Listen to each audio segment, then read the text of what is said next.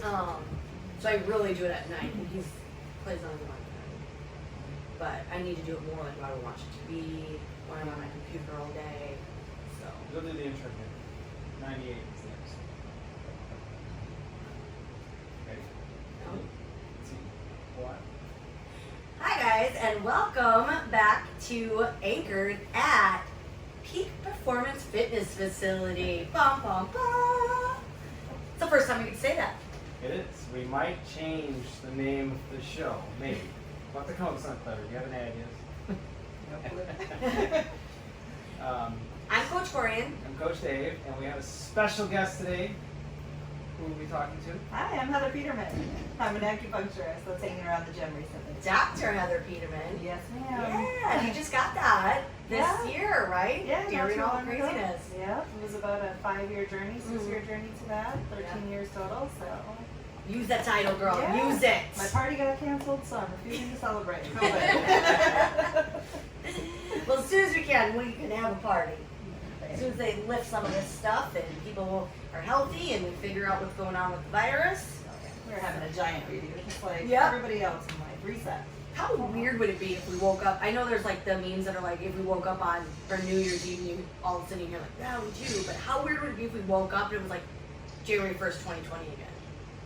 Groundhog Day? Yeah, like, let's do this over, start fresh, make better choices at the beginning. Yeah, it'd be like the worst nightmare ever. That would be pretty bad. I think we'd all be traumatized. Ugh. I mean, we are technically getting into close to the flu season, so that it starts to like muddy the water. Like, oh, well, like you have this one virus that we're so honed in on, but there are so many others that we have to also pay attention to. Like, No, we don't talk about that a lot. Well, we do, but I don't think other people are. yeah, like the general public. It's just something else to monitor that we have to be aware of. Yeah. And that's why I was telling other people, I'm like, I don't know if we would change the gym ever. I think we'll just continue to have the cleaning kits because I think Dude, it's the best idea ever. Yeah, overall, I think it's perfect for the gym, perfect for clients because nobody wants to get a cold anyways. I mean, I don't like colds. Right. I don't even want the flu. So. Yeah. But like I love it because right now like everybody puts their phone and keys in there because we don't have a lot because it is hot as fuck. And so everybody just puts all their stuff in it and then they don't have to worry about where their phone is, where their keys went, and like they just know what's in their caddy.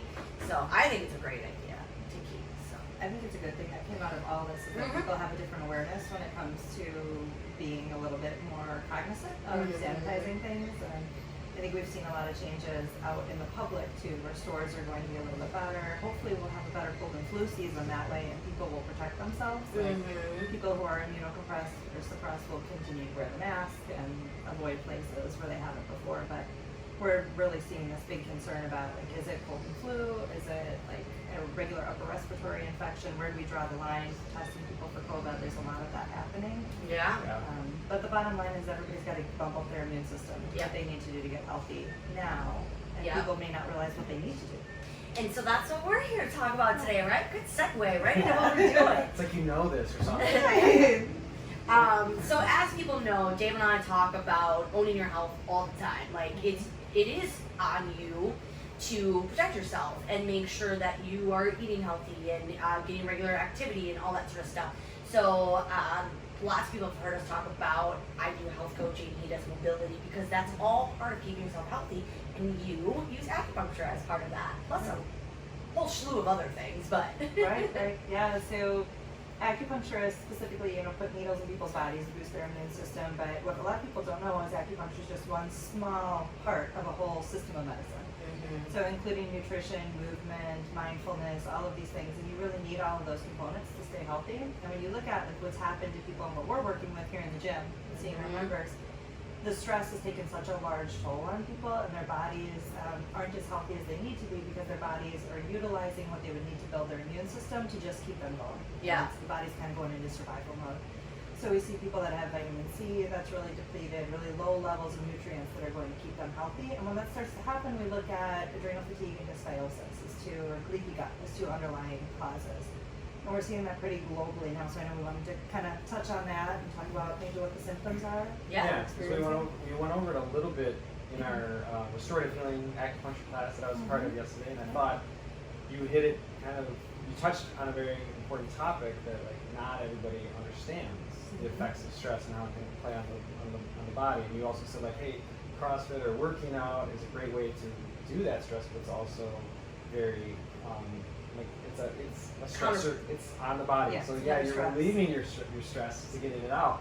You're also then your body has to repair itself. And I think a lot of people just forget about the other puzzle pieces, I guess, in the whole health and wellness, right? Acupuncture, maintaining your mobility, eating right. It's just a small Sleep, for the love of God, sleep. Yeah, I know. Corian's giving me a look because I don't sleep. I'm an acupuncturist who doesn't sleep. Yeah. puzzle. So She also important. has twins at home. I have another one. Yeah. Yeah. We're busy. We'll Little get there. crazy. Little crazy. So why don't we? Which one do you want to talk about first? Yeah, so let's start with adrenal fatigue. Okay. So I think that's probably most prevalent. I would say 9 out of 10, I'm just throwing a figure out there, but 9 out of 10 people that I talk to probably have some component of this going on. So what happens with adrenal fatigue is basically your body can't keep up with the amount of stress that you're putting on it. So our bodies are designed to deal with short-term stressors. We're designed to have something going on, a stimulus, we deal with it, we go to sleep, we recover, it goes away, and then a new stimulus happens. I always use the example of back to like caveman times because that's how our bodies are wired. Like they needed to hunt and gather food, so they went out, they went on a hunt, they hunted their prey, probably got a little freaked out, their adrenaline pumped up a little bit, they got what they needed to eat, they had a full belly, they went to bed and they were fine.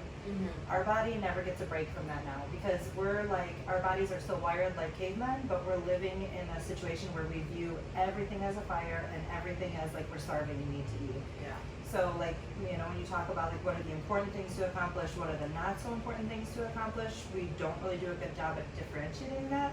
Yeah. So we're constantly under stress. So our body is constantly pumping out adrenaline, and that's when that happens, you feel keyed up all the time. So if you're a person who's feeling like you just can't relax, like you never quite come down, there's some part of adrenal fatigue starting. So you feel a little jittery or you feel like you're always on. There's just never that deep relaxation. And what's happening is your body's putting out or dumping out adrenaline, so it's raising your blood pressure, it's dilating your pupils, it's getting you kind of in an attack mode. And find that when you get to a point where your body just can't do that anymore, the adrenal glands just say like, dude, I can't handle this, you start dumping cortisol. And cortisol is the one everyone knows, that's the stress hormone, that's the one that keeps us holding on to belly fat. So that kind of, when that starts to happen, you notice like you're pushing it really hard with your workouts, you're pushing it really hard in everyday life, but you feel bloated, you feel this like you're hanging on to belly fat, you're not making gains, you're not sleeping at night because cortisol is through the roof at night, and that stops you from sleeping, it stops you from getting into REM sleep. So you're either like waking from nightmares, or you're waking to like go to the bathroom, or just kind of intermittently, or you're waking up feeling like, oh my god, I just slept for 8 hours and I feel like I just fell asleep. There was that no rest period. So that cortisol type stage is pretty dangerous, also because it creates this huge inflammatory cascade in your body. So when people get to the end of this, they start to notice that they have more joint pain, they have more like headaches, they have muscle pain, just everything is achy and kind of crickety, even if you're in pretty good shape, because this is just like creating widespread inflammation everywhere. And then the kicker is like your body can't even keep up with that. Yeah. So like your body just can't keep dumping cortisol forever. So then that's when it starts like stealing different parts, because you maybe aren't giving the body everything that it needs nutritionally. But even if you are, your body can't metabolize things and use them for what they need to. So your body's like looking like, oh my god, this person wants me to make all this cortisol to deal with all the stress, and I don't know where, like I don't have the sticks and stones to build this, so let me go find it. So it goes over to the immune system and starts robbing all the nutrients from the immune system. It goes over to the endocrine system and starts robbing like all the precursors to sex hormones. So then you see people's libido crash, you see sex drive crash, and you see depression set in. Yeah. So like at this point of adrenal fatigue, somebody is not sleeping, they're hanging on to weight, everything hurts, they're foggy headed, they're not thinking clearly, they've got no sex drive, they're depressed, and there's a lot of apathy. And at this point, when people go to their doctor and they're trying to talk through this, there's so much shit to backpedal through that there's no Western diagnosis that correlates with this syndrome. So a lot of times people leave their doctor's office feeling like, well, I'm just getting old. Yeah. Or I'm aging, this is a natural part of aging, or it's all in my head. And they just kind of give up at this point because there's no way out. And that's where like we can really step in at any point and make a difference. And like Dave was saying, the workout is great, and so many people say like, I'm really active, you know, hey, I get to the CrossFit gym, I do it 5 days a week, and I'm exhausted because they're like, you're taking care of your body, you're taking care of your muscles, but if you don't give your muscular skeletal health, but if you don't give the body everything else it needs, like it can't even handle that good stress. The body can't differentiate between good stress and bad stress. So you really need to start with like intervening and breaking that cycle so that people can actually see some results from what they're working towards doing. Yeah. Makes sense? Yeah. This is my really long-winded That's explanation. awesome. No, I love Sorry. it. I just On a shorter version, anyone who follows me on my Instagram knows that I've been talking about this for the last couple weeks. Like a couple months, I've mentioned that shit just isn't right with me. And no matter what I do, working with Ashley with my nutrition, I know things, I'm smart enough, but then I start talking to you because I'm like, look, something's not right. Yeah. During COVID, after COVID, that's after, during closure, after closure, like, everything you just described is everything I'm going through. Mhm. Like, my calories are where they should be, and I'm still putting on weight. I Yeah. still have cravings. I'm not sleepy. My workouts feel like trash. My body feels trash. And I'm not even working out that hard. Yeah. And so, like, we had this conversation today because I'm like, I don't know, I didn't quite sleep last night. It's a new week. Mondays are always the day that I'm the most anxious. Mhm. So I was up at about 2, 3 in the morning and just kind of in and out of sleep for the rest of just kept thinking about all my appointments today. I'm supposed to train today. Guess what? I'm not doing. Yeah. I'm not training.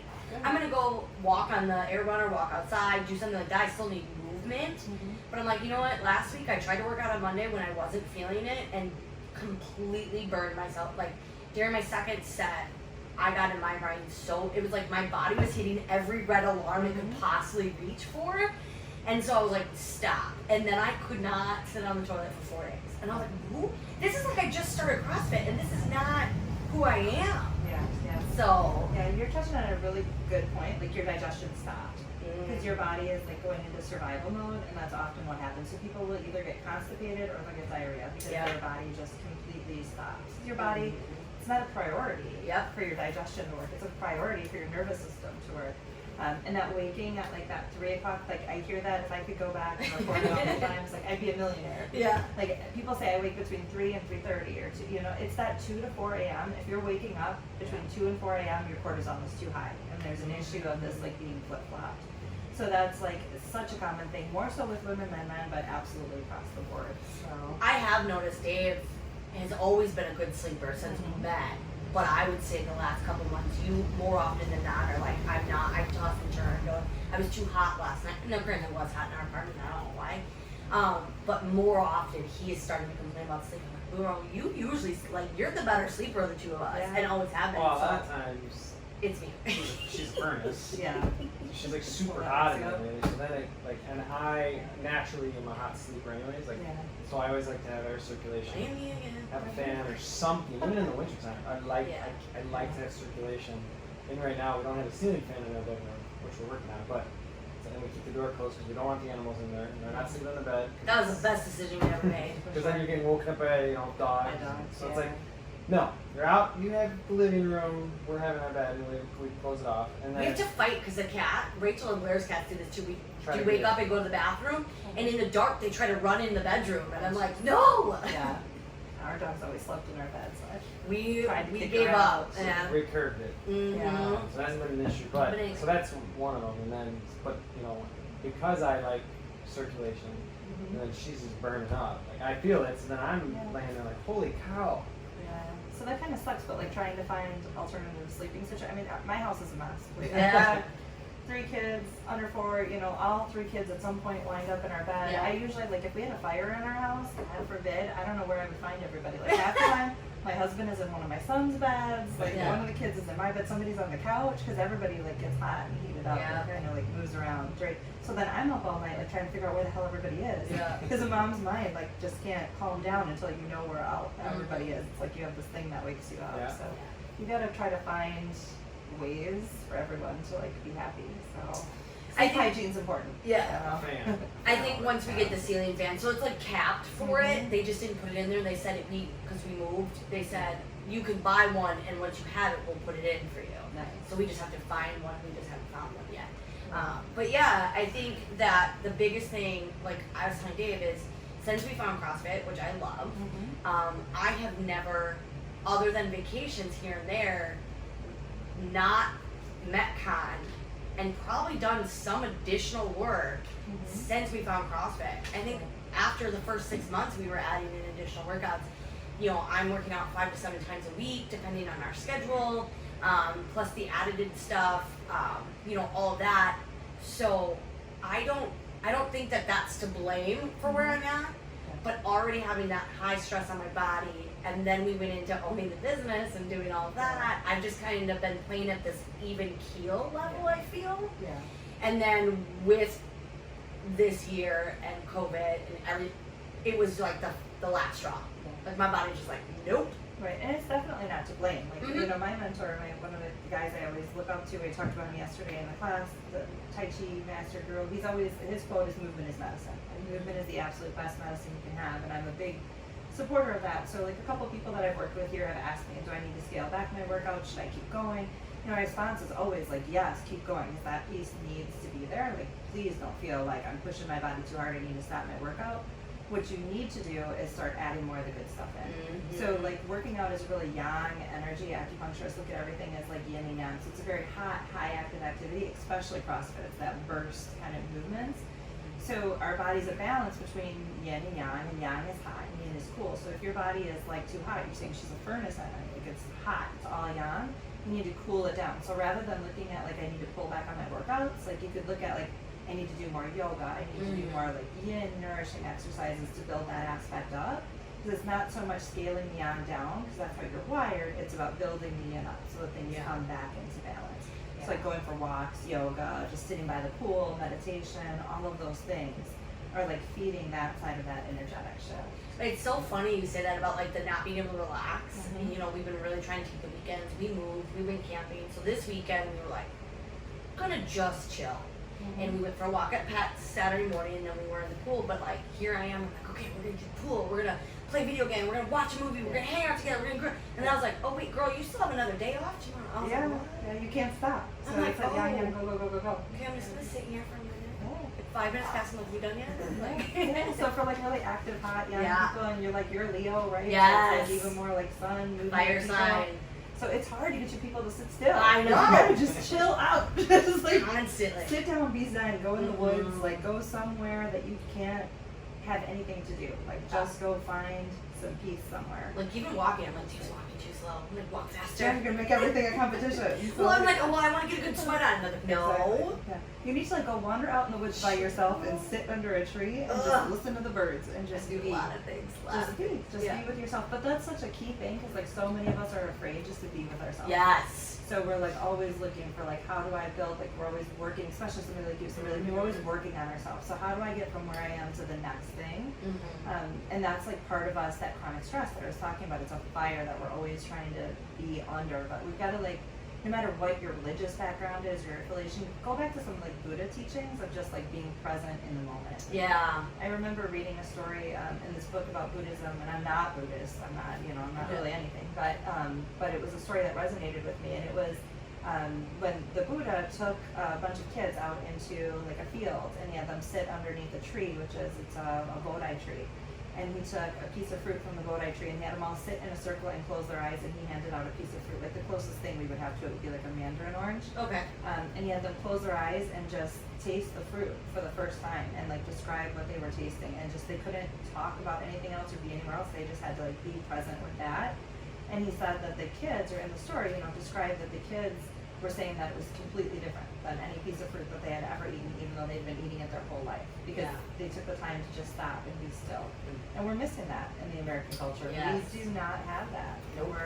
We're afraid of like what we'll find if we sit still and we're just with ourselves. But that's, I think, the deepest inner work that we can do is just forcing ourselves to be okay with us. Yeah.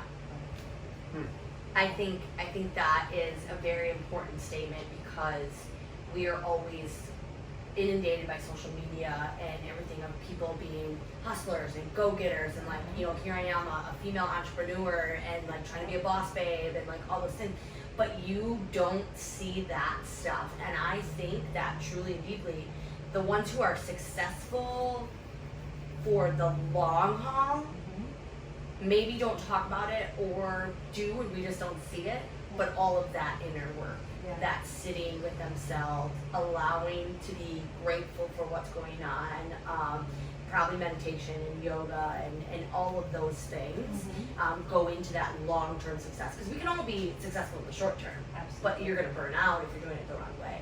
absolutely. And I think like for people like you guys, who are like, you guys really influence people's lives, you change people's lives, so you've got to do that rich inner work to be able to truly like lead people and be with people. Because when you look at like the people that we follow for like messages, or like when everything goes to shit like it did with COVID, and you're trying to like really do that deep work, who do we go to? Like we listen, if you want to look at like the Dalai Lama, or you look at like these people who are like deeply meaningful. They're not just like successful in life. They haven't just built an empire. They haven't just built a business. They have cultivated true wisdom and true intelligence, and I think those are the true leaders in our world. And like for me, that's always something that I try to remember. Like I look at like, what is a coach? You know, what's a coach? What's a mentor? Like that's somebody that I want to like be like them in a certain aspect. I want to model my life to kind of bring different aspects of their life into it, and that's my mentors. Have all been people who have done this deep kind of spiritual cultivation of like really, they deeply know who they are. They're deeply rooted in who they are. They're not just their goals. And I think so many people become like my goals. If you go around the room and you ask people like, tell me about you, the first thing they do is, I'm a this.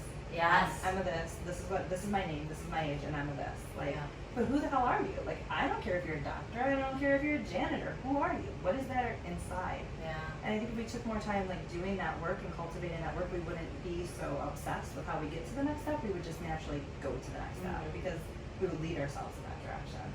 Yeah, and I can speak on that personally because I think I've found myself more in these last couple of years. Obviously I've said this a million times, one of the biggest helps is Dave. He's never made me feel bad for the way it was. You know, I talked about, you know, I was a self-mutilator as a teenager. He never once was, you know, said anything about my scars or anything like that, other than just being open. And so it allowed me a safe place. Yeah. And even though I was open with him, I don't think I was ever honest with myself until these last couple of years. And I think that's because it comes out of fear. People aren't going to like me. They're not going to want to be around me. They're not going to buy my product. If they don't like my product, they don't like me. And like, that's a hard thing to like be okay with. I agree. I actually adore you for this. This is something that I've loved about you from day one, because I feel like you just ferociously put yourself out there. Like, this is me, and take it or leave it, you know, be with me or not, but this is who I am. I think you do a really good job at that, and I love like seeing all your social media posts of like your before and after. And this is my journey. This is who I am. This is who I've become. I struggled with this in my own life. Like my best friend, she's down south. She's a lot like you. She's going to school with me. A midwife. I just showed you. She's getting drugs. Like, she has not given a shit about what people think about her entire life, because she's just like, this is who I am. I'm gonna give you who I am, and you're gonna be with me or not. I think that's what you cultivated. For me, like, I went to medical school. I work in a hospital. I went from having a private practice from 13 years to like closing that down, becoming a mom, and walking into the hospital and trying to get doctors to like me and respect me. And I lost a lot of myself. Like, a lot of pieces kind of fell away, even in my own life. Like, those practices started to kind of slowly get chipped away. And those first couple years of motherhood were really hard. Like, my kids are gonna have no idea who I am. Like, I used to live in New Orleans. I was right outside of New Orleans, so I was always there. I was in Mississippi, but we traveled to New Orleans all the time. Like, you know, spirituality and magic and all that stuff was a big part of my life and a part of my energy. And I think that's what makes me successful with my patients. Is because I have that openness and that intuitive side, but I shut it down hardcore here. It's like, Wisconsin is just a really hard place to be that way in. So like, people start to think you're crazy. It's not like the old culture, so it's hard to. I'm just coming back into like being more open about that and a little fearful about what people think. But I think as women, especially, you get to a certain age or a certain point where you realize, I'm not living my life for everybody else. I'm living it for me. And I just want to commend you and say that's really a big part of what draws me to working with you personally, is that you found that rooted in that.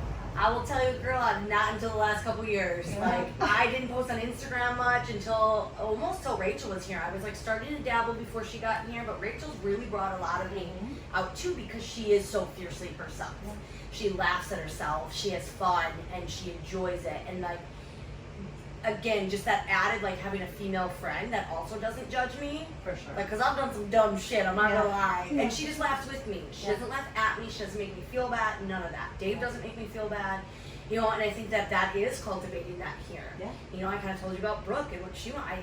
Same thing, she's just fiercely herself. And like, I think you're right. I didn't realize that it was a Wisconsin thing, but you're right. I've lived here my whole life. They're not very accepting people. I love you all, I'm sorry. It's Midwest. And It's a little different. closed-minded. It is a Like, little bit. I think people are getting more and more open here, but it's very blue collar. It's very like it's the Midwest. Like I love Wisconsin. I grew up here.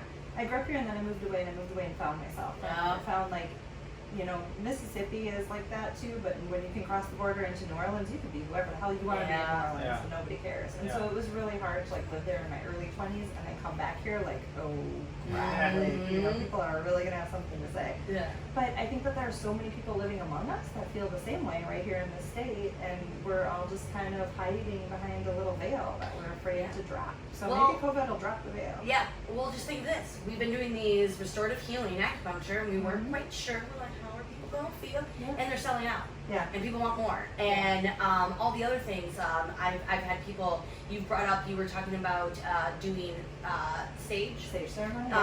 You know, I know Meredith brought that up with Rachel because their house that they're buying is older, and Rachel's like, I would love for you to come and cleanse my house before I move in, like all those things, because, you know, she's like, I don't know what's there. My house is going to be 100 years old. Yeah. And she wants good energy, and she wants good karma, and she wants to bring all that stuff. So I think you're right. It's out there. We just don't in Wisconsin and in the Midwest. We don't talk about it as much. Right. And I think that I am all for being like a forerunner in that and being like, this is okay. Yeah. This is a cool like place because you got this whole community that you guys have formed. I was really shocked at like the different people that you had. Like at first I was a little nervous, like okay, well I'm coming from the hospital, and then I was like, oh my god, some of the members that are coming to see me work in the same system that I work in, you know, but they're finding me here. And this is like, I was telling Stars, you know, my friend, this is like a safe place for me where you can just be who you need to be. Yep. Or who you are. And I think I'm seeing that, I know I'm seeing that universally with a lot of your members. So it's like people from different parts of their life where they necessarily can't be themselves come here. Yes. And when they're here, they're themselves, which is really cool. That's part of our mission statement up there, to provide a safe environment. There you go. I didn't know that, but bam. Nice For our plug. members, yeah. That's big. That's like a big component of what our community is and what we've been trying to. We don't hide who we are because I'm just like I did for so long, you know. And I was trying to play by other people's rules. You know, I worked for 10 years for somebody else and for the city, and they, oh, you can't post that or you can't do that because it makes us look bad. And I'm like I do have to be careful because I am a business owner. But then I'm like, lately I've just been like, you know, if I believe in something, like I'm gonna believe it, and I'm gonna own it. Like I'm not gonna feel bad for that. You know, that's I think something that I'm starting to learn too. Is like I can't feel bad for what I believe in. Yeah. And I can't be I can't be who everyone wants me to be, but I can be who I want to be. And you're either going to like us and come to us, and be a member of our facility, and we'll accept you too, because we allow you to be who you want. Like you don't have to believe in me, you don't have to believe in like everything that I believe in, but like Be respectful and grow. And as we can tie that back into what we do here, I think for me and what I'm learning with my body, like going through this adrenal fatigue, is that I've had this image of what an athlete and a master's athlete would look like. And so I do have an identity with that. That's what I want. That's a goal for me. But I'm trying to be like, rest and recover is just as important as, you know, working out. And I think that I can have it all.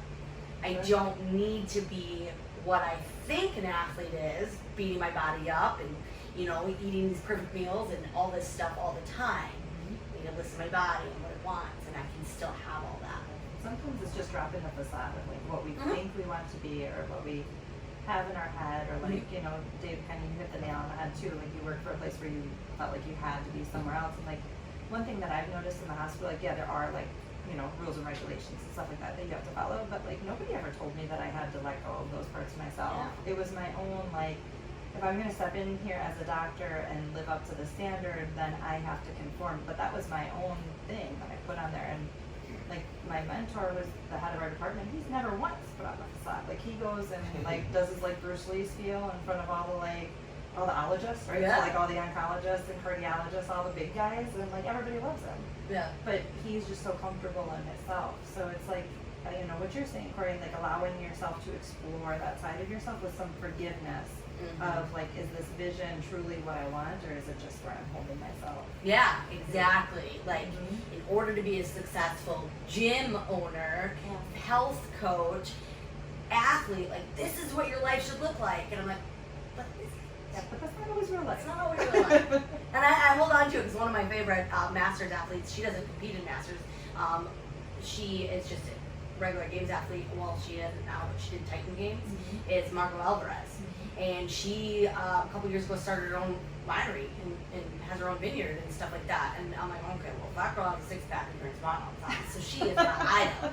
I love her. Got some happiness in there. Yeah, I'm like, and all these other athletes talk about, like, they don't do anything and blah, blah, blah. And I'm like, But that restrictiveness like, Yes. goes back to the stress. So like if you're gonna be that strict on yourself, then like you just create more stress. It's another fire. It's like, you know, I was strictly keto for a long time, and it's like, you know, it becomes habit. But like restricting, like even if it's somebody's birthday, and you like can't have a bite of cake, like you just it's unhealthy. It's completely unhealthy. And the same thing with like obsessive habits of like having a healthy life. That's not health. Yeah. And then two, it's just not okay. Like, we have to be able to live. We have to be able to enjoy small things. I had one client who would talk about it all the time. He's just a terrible snacker. He's like, I just binge and I binge, and it's fine when it's not in my house, but if I go to my parents with my kids, like they always have it, and I'm like, it's because you're putting it on this platform.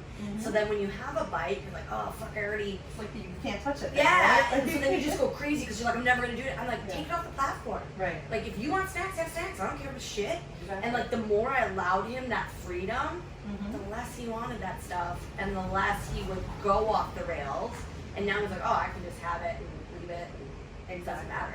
Exactly. We talked a little bit yesterday about like how you start treating adrenal fatigue, and I shared my strategy. My strategy is always like replace the good, remove the bad, and then restore. And when I work with patients, and I'll leave this as a thing of advice, I always start with replace the good and not get rid of the bad. Because like if you're already in this bad place, you cannot start with taking things away. So like if you're feeling like this, if you're feeling like you're at the end of your rope and you're stressed out, and then I start telling you, you can't have carbs, you can't have the things that make you feel good, like that's really not going to go well. Yeah. So you start fueling the body and giving the body the good stuff first, and then you scale back. So that's a lot of time. We had some athletes in the back, like prior, maybe 2 years ago, when we started really hearing about adrenal fatigue, it started coming out, and that was like more prevalent. All of a sudden, adrenal fatigue was like everything, right? It was like, so we had clients that come to us and say like, oh, I have adrenal fatigue. My doctor says I can't work out. Yeah.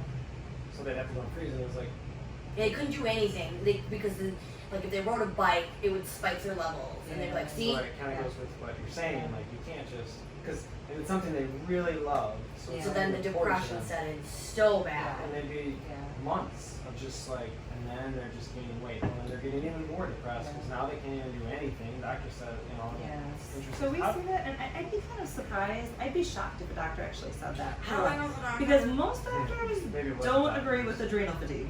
Most doctors will laugh you out of the office because adrenal fatigue doesn't have a classic diagnosis.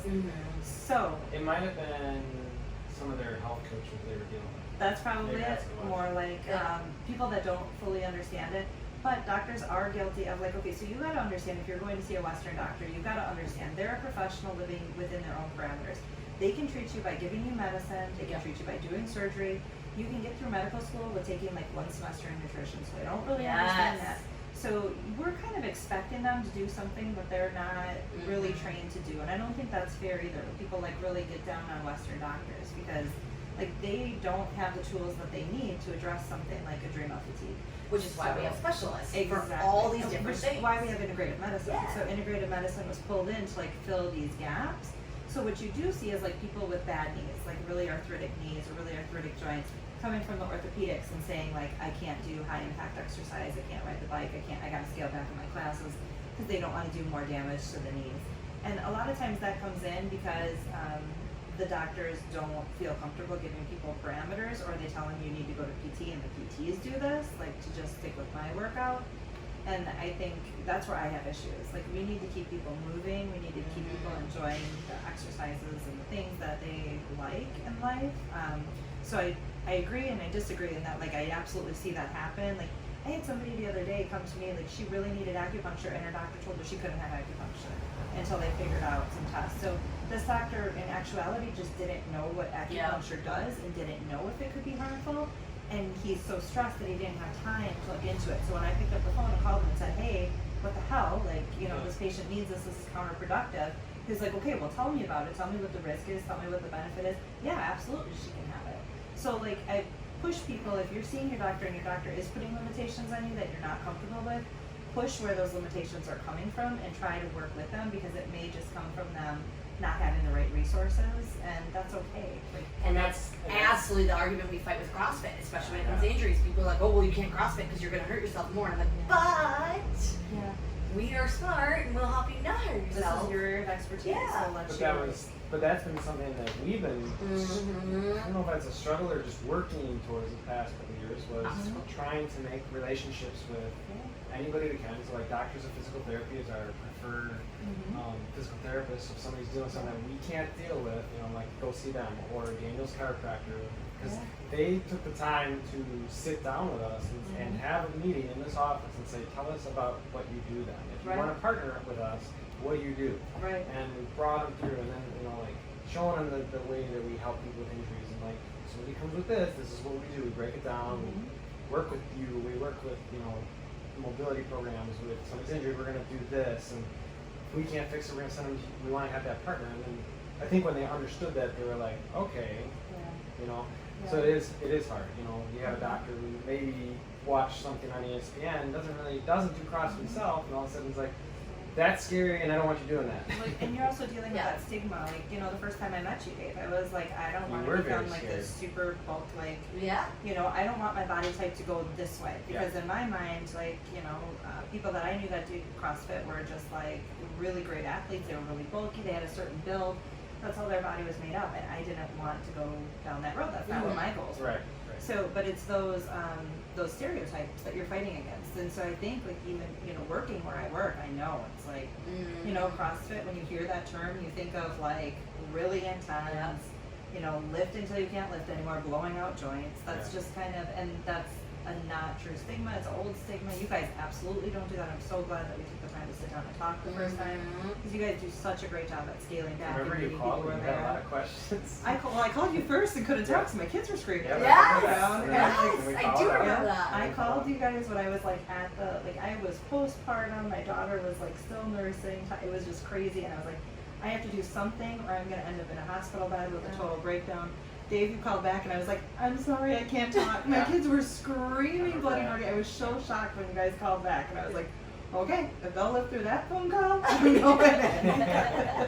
Yeah, but I mean, like, you were very, I think you had to, like, I was so skeptical. I was worried. And I told, you know, my friend Sarah brought up now, I told, like, I am never going to like it. I am not going to like CrossFit. I am not wired that way. I'm not going to like it.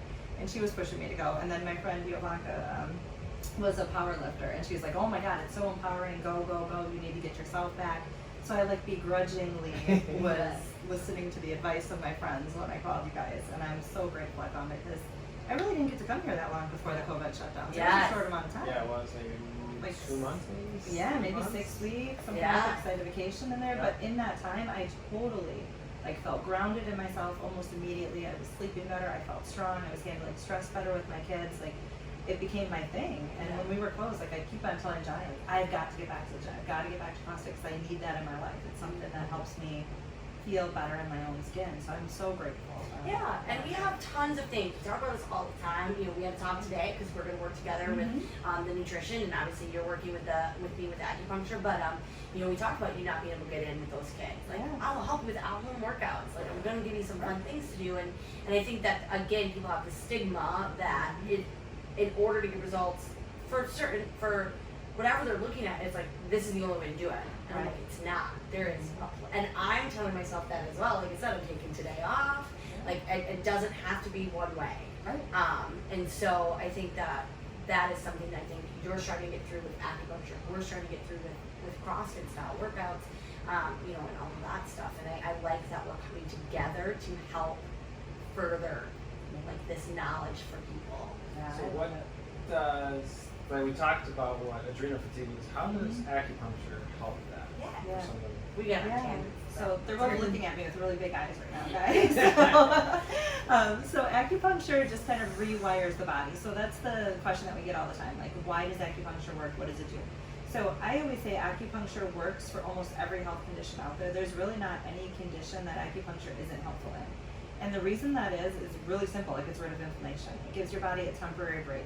So every time I do acupuncture, whether I'm treating a specific condition, like if we're working on a headache or we're working on your ankle, anytime I put an acupuncture needle in the body, we start to decrease stress. So we immediately get you out of fight or flight mode, which is in the central nervous system, and we get the other part of the nervous system to kick in. So we get the central nervous system to quiet down, survival mode, adrenaline pumping, all that stuff.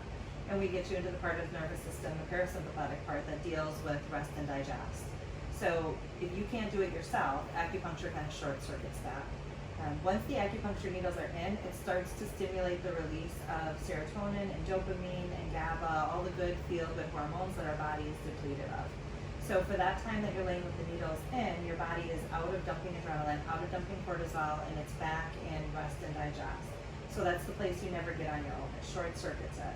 When you leave the needles in for that period of time, they only stay in for about 20 minutes, but it works for 72 hours. So for 72 hours after your acupuncture session, your body is forcefully put back in that rest stage. So you're ending that, it's a negative feedback loop is what we call it, when you can't break the cycle. It's like things just keep on going. So acupuncture comes in and it's like when dominoes are falling down, it puts a block there. So it stops knocking down the rest of the dominoes. So your body gets a break and it can reset. Yeah. So it starts to get rid of all the chronic inflammation, it starts to get rid of all the extra pressure, and just kind of helps your body function the way that it wants to. The short thing that I tell people when they ask me what acupuncture does is it increases circulation, it decreases inflammation, and it relieves stress. Because of those three actions, it's like the magic cure for everything out there. Now, it's not going to get rid of things. If there's an underlying condition, a serious medical condition, acupuncture is not going to cure it or fix it. I'm not a person who's saying that. What I'm saying is it's going to help you feel better, live a better life, and have a better quality of life. Yeah. And when we're talking about adrenal fatigue, it stops that negative feedback loop so that your body can start functioning in a place of rest and digest.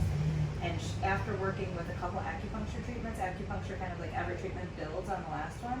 So what we're actually doing, this is a pretty cool parallel, it's just like muscle memory. Mm-hmm. So you're using acupuncture to rewire your nervous system and your brain to function a different way. Just like if you're coming in here and doing training and you're doing reps and you're building that muscle, acupuncture is doing the exact same thing for your nervous system so that your nervous system can be healthier. Yeah.